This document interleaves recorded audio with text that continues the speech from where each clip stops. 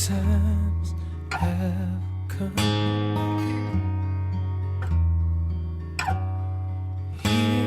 Hey everyone, welcome to The Empty Theater. I am Brody, and continuing our journey through horror films, episode 13 will focus on Wes Craven's satirical and self-referential examination of the state of modern horror, at least modern in 1996. His Scream franchise, starring Neve Campbell, Courtney Cox, and David Arquette, among many others throughout the run of the franchise. There are certain rules that one must abide by in order to successfully survive a horror movie. For instance, number 1, you can never have sex. Big no-no! Now, rather than straight horror, I always thought of the Scream films as more straight-faced satire, border on parody. Now, thematically, I feel it has more in common with Black Dynamite, Airplane, Hot Fuzz than it does with the slasher flicks it tries to emulate and even later spawned in the late 90s.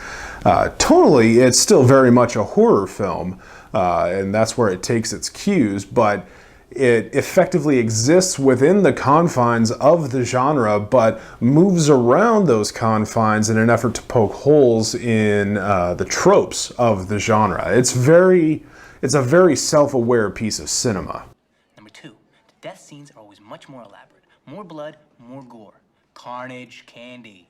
Your core audience just expects it. Now, the first Scream worked so well because with Craven turning the satire toward a genre he helped build, there's a feeling of, I am become death, destroyer of worlds. He spoke the unspoken rules of the genre and laid it all out there. It broke them and still made a very effective horror film with a great villain in not only Ghostface as the symbol, but in who the killers ended up being. Number 3, the past will come back to bite you in the ass. Whatever you think you know about the past, forget it. The past is not at rest. Any sins you think were committed in the past are about to break out and destroy you. Now, the sequels are a conundrum. They work, but they work almost too well. Scream 2 plays to the more of the same notion that plagued sequels throughout the previous 2 decades. Even the opening moments include a dissection of sequels. But 3 is where the franchise really just went too far up its own ass with a sense of superiority. Scream 3 was the douchebag ruining the fun of a haunted house by loudly talking about how fake everything looks.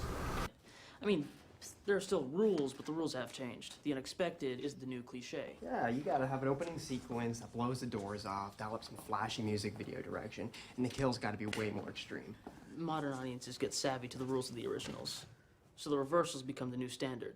But say what you will, I love Scream 4. In the years in between Screams 3 and 4, we saw remakes of 3 Wes Craven films in The Hills Have Eyes, Last House on the Left, and A Nightmare on Elm Street, but also many slasher flicks, including Halloween, Friday the 13th, Texas Chainsaw Massacre, Sorority Row, and When a Stranger Calls, not to mention the glut of horror sequels that made annual events out of Saw and Paranormal Activity. Now, Scream 4 served as a reminder of the originals while taking the unoriginality of modern mainstream horror to task.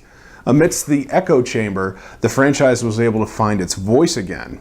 Name the remake of the groundbreaking horror movie in which the villain... Halloween, Texas Chainsaw, Dawn of the Dead, The Hills Have Eyes, Amityville Horror, Last House on the Left, Friday the 13th, A Nightmare on Elm Street, My Bloody Valentine, When a Stranger Calls, Prom Night, Black Christmas, House of Wax, The Fog, Piranha. Now, looking at the franchise as the sum of its parts, it's an insider pulling back the curtain on the genre, while still maintaining just the slightest air of mystery.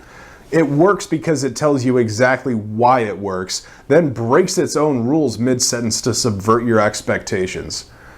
They're a lot of fun to marathon annually around this time of year, and if you haven't, I suggest you add them to your Halloween watch list. That was Scream. This has been The Empty Theater. I'm Brody, and thanks for watching. Hey everyone, if you're enjoying The Empty Theater, you can subscribe to us down below. Also, you can follow me on Twitter and like us on Facebook so you never miss an episode. Thanks for watching, and be excellent to each other.